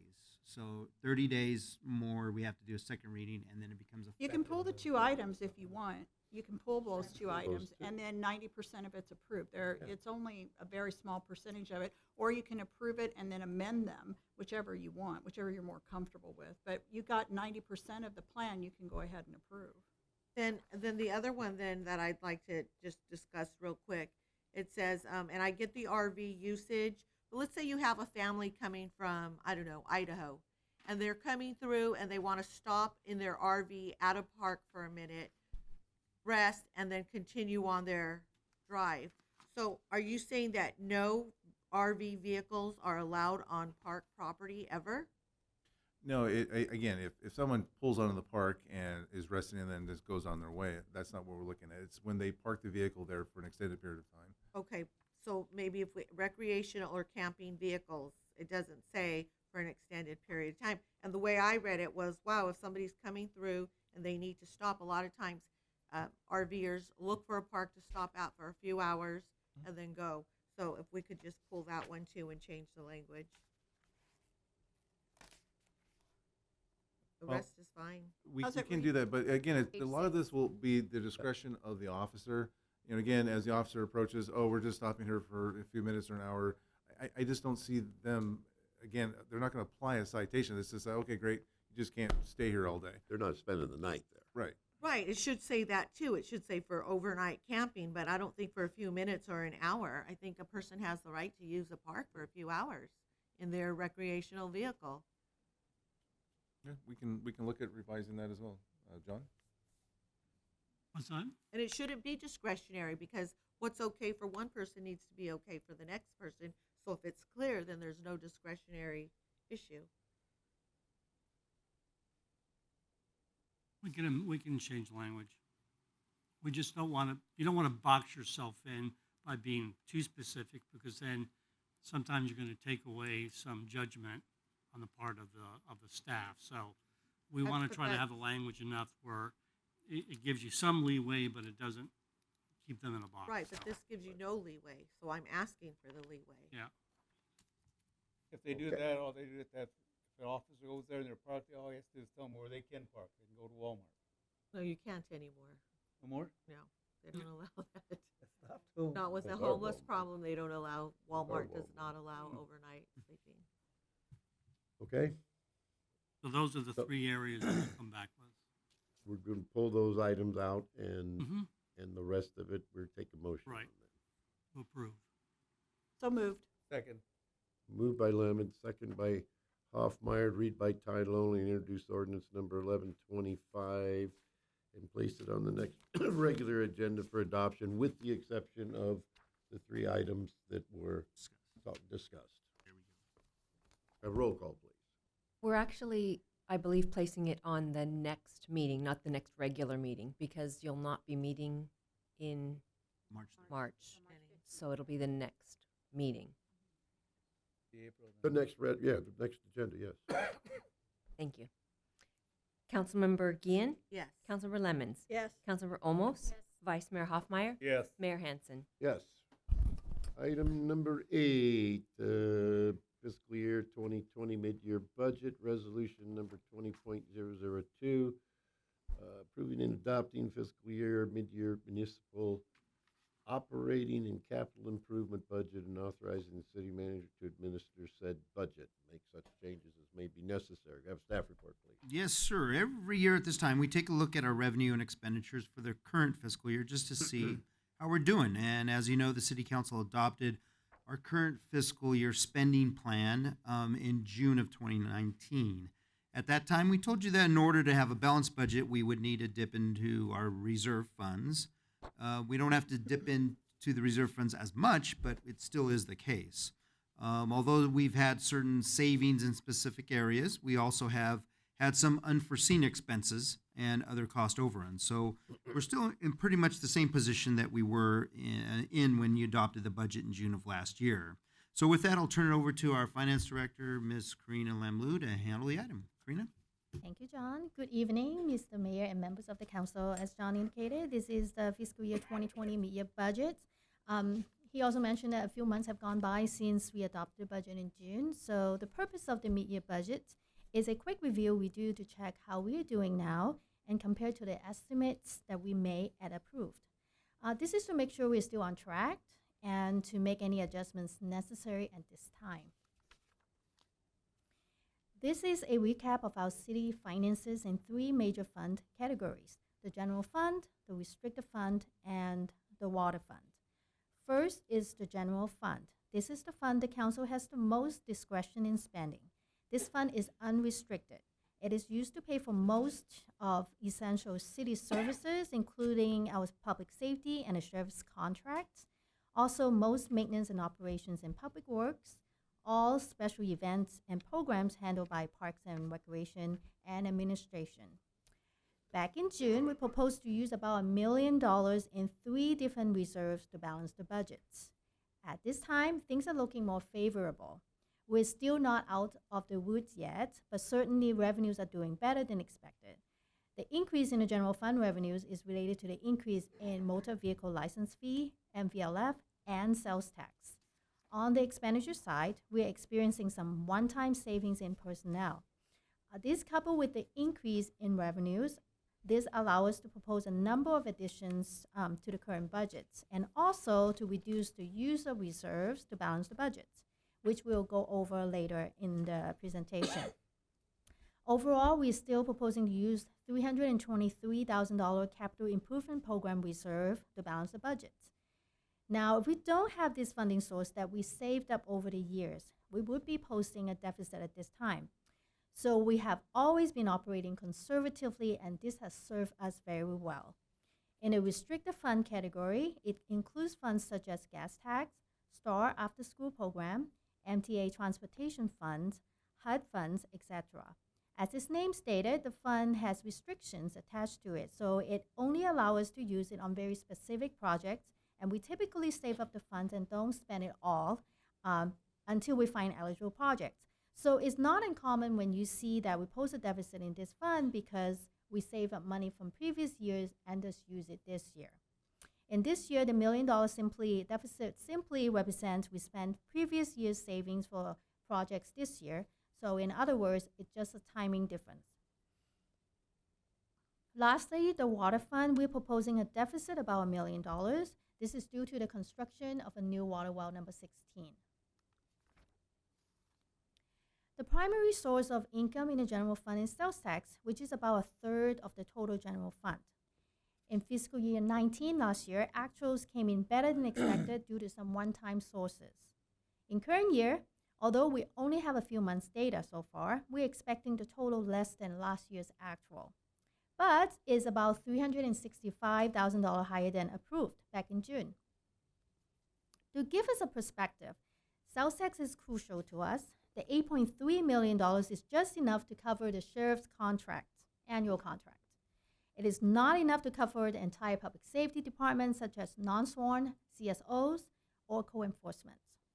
The total public safety's budget is about $12 million a year. Again, the $8.3 million is enough to cover the sheriff's contract. Now, if you look at sales tax trend over the years, it is clear how sales tax is impacted by the economy, as sales tax hit the bottom after the recession in 2010. Now, although sales tax have rebound since, we finally went over fiscal year 2007 pre-recession level last year. The sales tax increase between 2007 to the current years is just 5.5% increase over the 13 years time span. Now, when we compare that to the consumer price index increase for the same period from 2007 until 2020, the increase is 30.66%. So you can see that sales tax revenue is quite stagnant in the past 13 years, and no doubt expenditures are by far outpacing revenues. Part of the reason for slow growing sales tax is that there is a leakage in sales tax in Paramount. What that means is that a lot of our residents tend to shop outside of Paramount, even though many of our neighboring cities have been charging higher sales tax rates. As you know, Measure Y will be on the March 3rd election for the voters to decide whether to increase sales tax rates from 9.5% to 10.25%. Currently, out of the 9.5% in Paramount, City of Paramount gets 1%. If Measure Y passes, City will get additional 0.75%, which equals about $4.5 million annually. I do want to point out that we do not predict the sales tax on our own. We have subject matter experts in the industry who provide data for us to come up with this estimate. Next is motor vehicle license fee, MVLF. This is the second largest source of incomes in the general fund. We are budgeting $6.9 million at this time. MVLF is generated by vehicle registration fees. When a vehicle owner registers his or her car with the DMV, City gets a portion of it. Here is the trend for the last 10 years. As you can see, since the recession in 2010, MVLF has steadily going up, mainly due to new cars being purchased. The good news is it's an upward trend. However, new car sales data also shows that car sales is starting to decline. When cars are aging, registration fees will be reduced, and so is our MVLF revenue. Therefore, we're anticipating this revenue to reduce in the near future. Another risk to this revenue source is currently protected, although this revenue is currently protected by the legislation. However, if the state can find a loophole like they have done in the past, we're at a risk of losing this revenue again. We have lost that a couple of times in the past. To put things in perspective again, we lost about $6 million a year just from the elimination of the redevelopment. So the increase in MVLF and sales tax do not come close to the loss of redevelopment. Next is utility users tax, UUT. Utility users tax is also a part of the general fund. Here's the trend for the last 10 years. As you know, Measure P helped bring in additional funding since 2016, which allow us to cover a portion of the lost funding from the dissolution of redevelopment. Unfortunately, the increase in fiscal year 16 did not hold up. The trend is UUT will continue to go down, as you can see it in this chart. Here's a review of our revenues comparing numbers at approved and mid-year.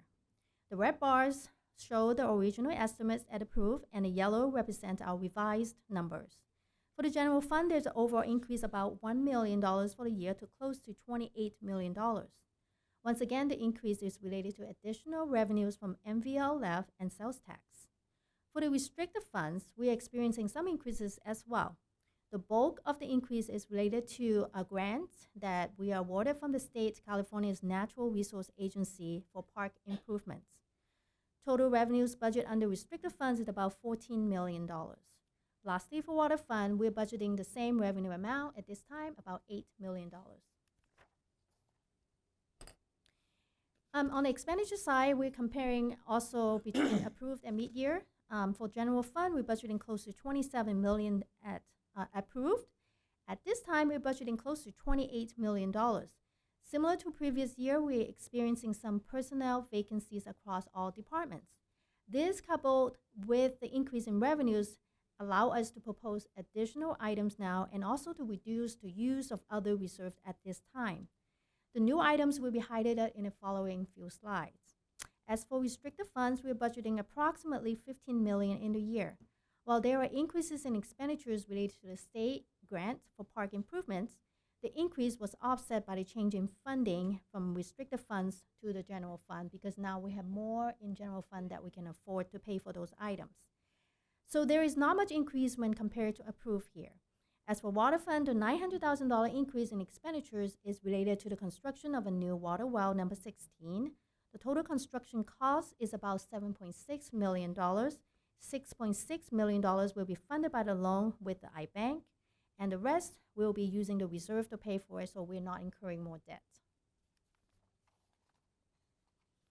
Among the increases in general fund expenditures, we have highlighted for your review some of the significant items in the next few slides. First is a city clerk consultant for $30,000 to fill the position vacancies to handle the day-to-day city clerk functions and the election. Next is the increase in election cost. This is our first countywide election. The number that was provided by the county was a rough estimate a few months ago. Now, just recently, the county provided a revised number for the cost of the election. The increase about $51,000 to a total of $130,000.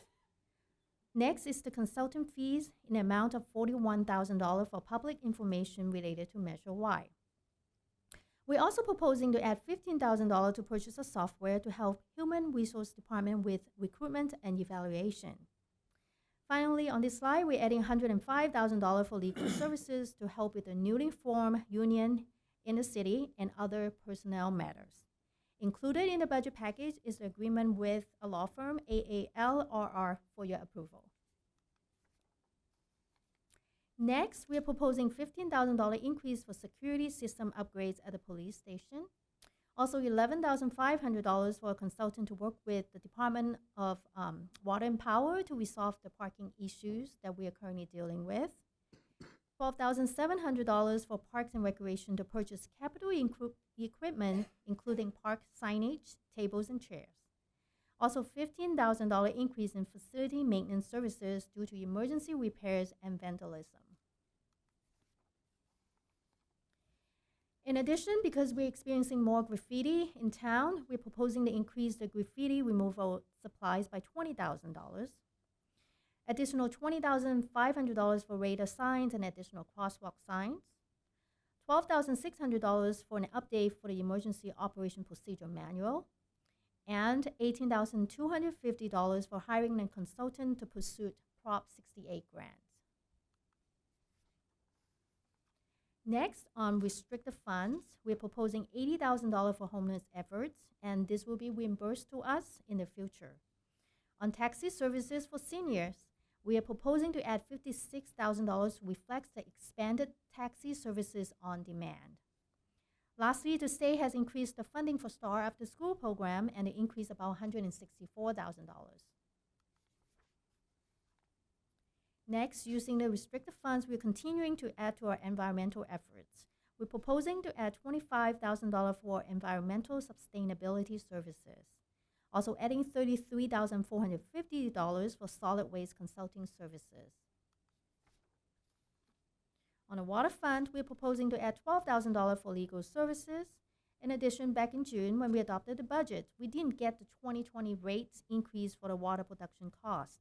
Now that the information is available, we're updating the budget to reflect the increased cost for water production costs by $54,100.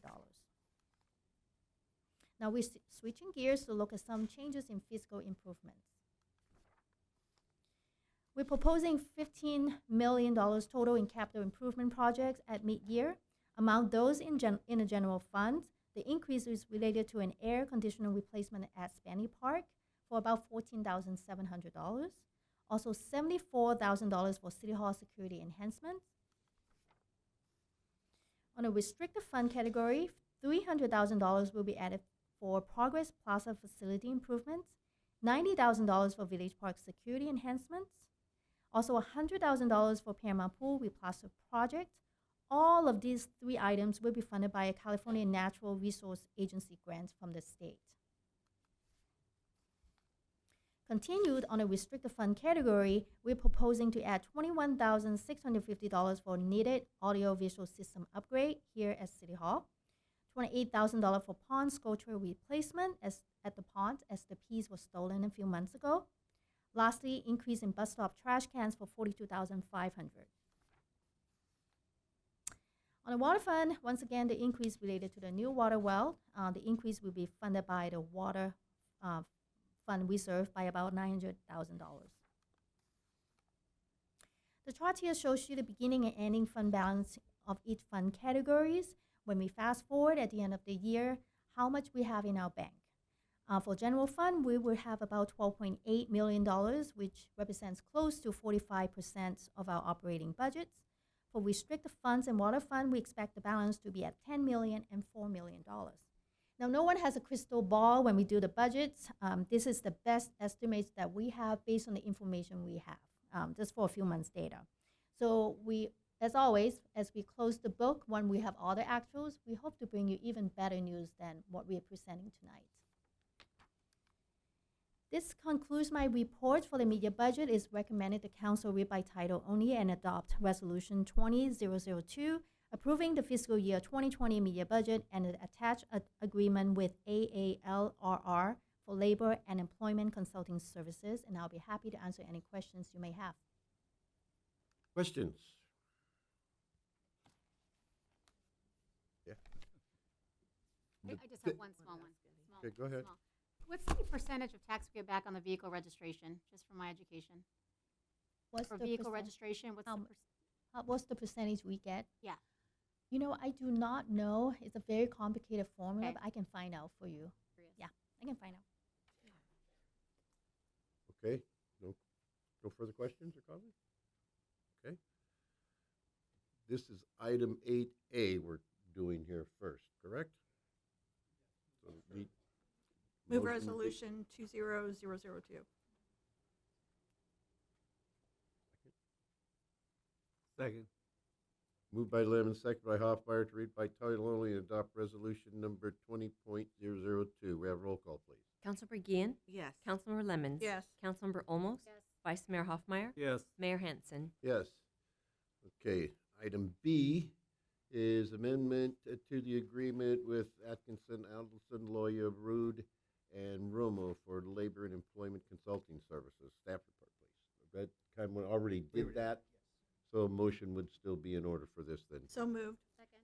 Moved and second that we approve the amendment for the agreement with the attorneys and the amount not to exceed $105,000. We have roll call. Oh. Yeah, we made it. Roll call, please. Councilmember Guillen? Yes. Councilmember Lemmons? Yes. Councilmember Olmos? Vice Mayor Hoffmeyer? Yes. Mayor Hansen? Yes. Okay. Comments, committee reports, council members. Start down on this end. Wasn't here at the last meeting. Okie dokie. At our last ad hoc meeting, we discussed promotion of the STAR program, which the staff has been doing a great job of, and some of the schools are now up to the enrollment level that we need them to be, and we will continue that promotion. And we also had guests from the workforce Development Board, and they presented to us new programs that are going to be available for Paramount High School students. And these are services that we didn't have at all with the previous Development Board, and it's going to give them training opportunities and paid employment opportunities. So we're really excited about that. Also, I would just like to comment on something that was said during public comments in regards to free speech. My understanding is that you can't yell fire in a crowded theater when there is no fire because it causes panic. And you can't say that the city's water system is poison when it's not poison. And the bigger question is, why would you want to do that? You know, what would be the purpose in spreading a baseless lie except to promote panic and to promote hostility? I don't believe that's criticizing the government. That's a plan and a plain and simple desire to do harm. And I, for one, never have and never will condone that type of behavior. Thank you, Mr. Mayor. Ditto. Nothing from the Vice Mayor? Oh. Lori? Oh, you want me to start? Okay. Yeah, come I back this just, way. okay. I attended the parking meetings, and I was really pleased to see how much work had went into it in just 2 weeks, and the some of the solutions that they're looking into bringing back to the city was very impressive. It was a short 2-week turnaround, and they did a lot of work, so thank you for that. And then I also said a few meetings back I was going to try to eat at different places in Paramount, and I ate at a Chinese place off of Garfield and Rosecrans, and it's Fu, F-U, something, Fu Chinese, and it was really good. So I encourage everybody to try that. And then, you know, we all have commentaries and we all have personal opinions. If legally somebody has violated the law, I'm all about pursuing it. But if they have not, then we need to, you know, remedy it elsewise. Go ahead. I attended on the 5th of February, the Gateway Cities COG board meeting. And actually, I was able, thank you, to our assistant city manager for prepping me. I was able to present what we're doing on the 2020 census. And actually, the city of Paramount got a big kudos because we're the only city that has magnets on our vehicles. So good look, that was a good job, you guys. Other thing is, I'm gonna bring this up too in regards to our city council meetings, agendas. So I think it's really good that we have people here translating, but I'm looking to see if there's an opportunity where we can get our agendas in Spanish. That's way they're posted online. That way people understand what we're gonna be talking about in our meetings. You're, just so I'm clear, you're talking about the blue sheets? Yes, that is correct. I can Agenda. look into that. I also attended the Elks Civic Night, so thank you to the Elks for hosting our dinner that night. And the are we allowed to say who the award person was for the? Was he there? I don't know. He was Okay, not never there. mind. Then I won't say it. Mhm. And that's all I have. Looking at you, Tom. That was a first. I've never seen that. It was at the Vector Control Board last week, and they're gearing up for mosquito season again, actually. They have a new program that I don't know a whole lot about yet, but it involves releasing female mosquitoes are the only ones that actually bite. And somehow, this is going to sound really funny, but somehow they're going to release sterile male mosquitoes to try to get, so they'll stop breeding, basically. It's a new program that's coming out. It sounds weird, and I don't know exactly how they do all of this. I'm not going to get into that. But the meetings are kind of interesting sometimes. They're open meetings, anyone that wishes to go to them. So You're enjoying other than them. that, I was also there at the Civic Night at the Elks Lodge, and it went over pretty well. I conned Dr. Max into being the chairman this time. So other than that, I don't think I have anything else to report. Thank you. We're done? I got one thing on mosquitoes. If you're sitting in your patio, Sorry you don't about have, that. You don't have any male mosquitoes around, so you're out of luck there. Yeah. But they say if you put a fan in your patio and just blow it, just a slight breeze, because they're so light, it'll blow them away. Yeah. anything due to that. And I was in Mexico a month or so ago, and we were eating at a restaurant. And if you have flies in your patio, put lime and stuff in a candle, and it works magic. I mean, Lime in a candle? lime, Really? yeah. Oh, darn. Okay, that's it. So that's my. Okay.